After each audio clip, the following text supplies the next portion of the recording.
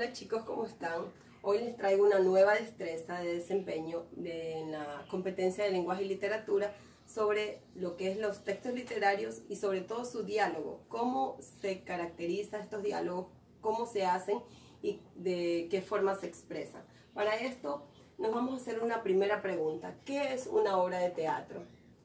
Quizás ustedes ven esas máscaras y de pronto les trae alguna idea a la cabeza en pensar sobre qué se trata o para qué sirven o qué relación tienen. Entonces, esto por lo general está relacionado con un teatro. Entonces uno imagina y dice, bueno, ¿qué es una obra de teatro? Pero debemos deducirlo de diferentes formas. Una obra de teatro tiene muchas acotaciones, tiene diálogo, tiene escenografía, tiene muchas cosas que deben de ser planificadas antes. Pues bien, vamos a pasar a la siguiente diapositiva para poderlo explicar mejor. ¿Cómo hacer una obra teatral bajo un texto literario? Obviamente. Primero, les invito a crear un texto literario. ¿De qué forma? Un texto literario tiene muchas cosas que debemos anotar o plasmar antes de hacer una escenografía. Entonces, aquí en este primer paso, que es el crear el texto dramático, vamos a elegir los personajes, vamos a decidir qué es lo que queremos representar en escena. Tenemos que pensar en qué acotaciones le vamos a poner, qué tipo de diálogos, qué vestimentas y qué es lo que necesitamos en sí para armar esta obra de teatro. Pero también tenemos que pensar como segundo punto la puesta en escena. La puesta en escena es, por ejemplo, si vamos a hacerlo así bajo telones, ¿qué es lo que necesita? Si vamos a poner flores, si vamos a poner con vestidos largos, vestidos cortos, tenemos que ver la iluminación, tenemos que ver qué es lo que vamos a representar para en base a eso hacer nuestro texto y plasmarlo antes de hacerlo. Y lo tercero es armar el diálogo teatral. ¿De qué forma lo va a exclamar? Si lo tiene que exclamar, si lo tiene que recitar, si lo tiene que decir con una voz suave o de pronto muy alterado, depende en qué momento, quiénes van a participar y en qué forma lo van a intervenir, ¿ya? Entonces también podemos más o menos imaginarnos cuál sería el diálogo que aquí bajo esta escena, solamente con verlo podemos imaginar. Algunos ya hemos visto o hemos escuchado sobre el cuento de Blancanieves, entonces nos podemos imaginar qué hacía este personaje dándole esta manzana a Blancanieves.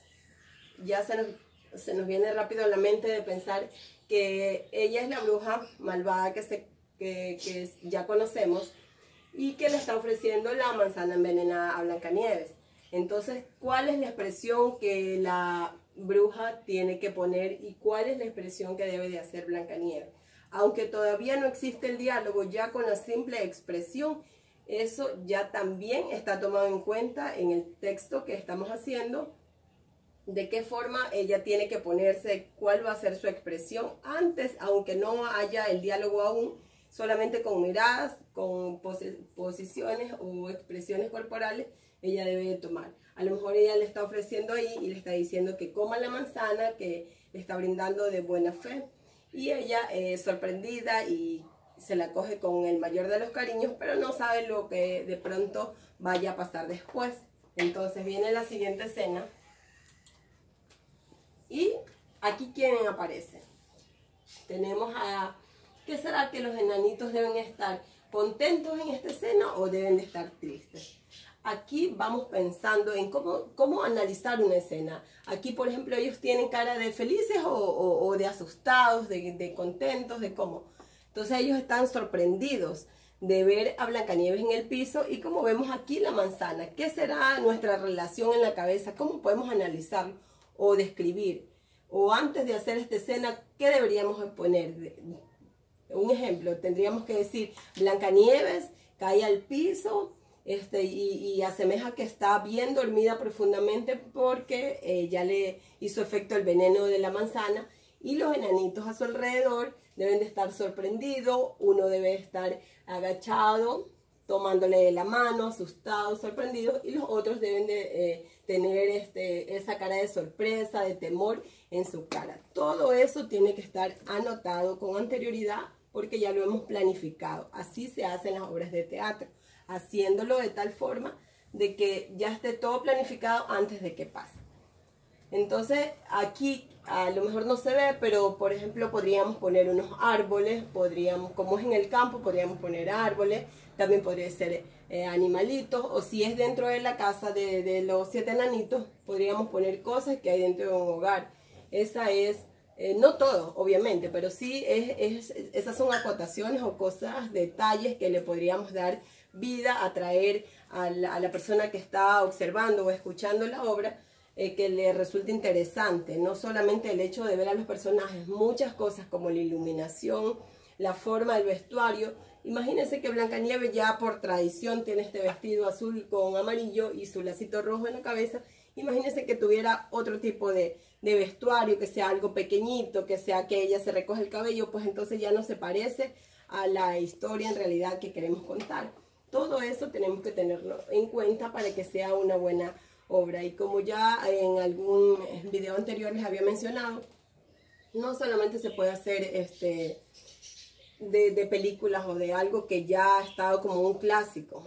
Lo podríamos hacer de otros temas que nosotros con nuestra creatividad podemos formar, porque queremos informar, por ejemplo, a niños más pequeños, hablarles sobre, ¿qué le digo?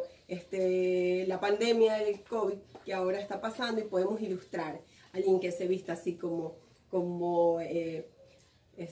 lo que ahora tenemos, un doctor, un paciente, alguien que representa el coronavirus, por ejemplo, y le enseñamos a las otras personas cómo deben de cuidarse, cómo debemos lavarnos las manos. Esa obra teatral trae un mensaje que queremos expresar a las demás personas que los están observando, y eso es una buena manera porque atraemos esas miradas, atraemos esos pensamientos, y así educamos de alguna forma mediante esta bonito recurso, esta técnica. Y para los niños es muy grato, es muy bonita, y podemos expresarlo sin que se estresen los niños. Es una forma activa de expresar conocimientos, y sin pensarlo ellos están aprendiendo.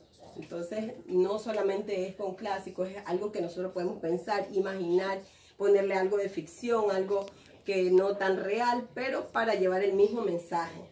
Eso es muy importante, la creatividad de cada persona. Entonces imagínense otros cuentos, otras novelas también que ya hemos visto, hemos escuchado. Imagínense qué tanto ha pensado la persona que las escribió, porque eso lo plasmó antes de que se haga. Entonces toda esa imaginación también la podríamos tener nosotros, e incluso podemos crear nuestro propio texto y hacer nuestra obra de teatro. Bueno, estas recomendaciones les dejo, chicos, que la pasen muy bien.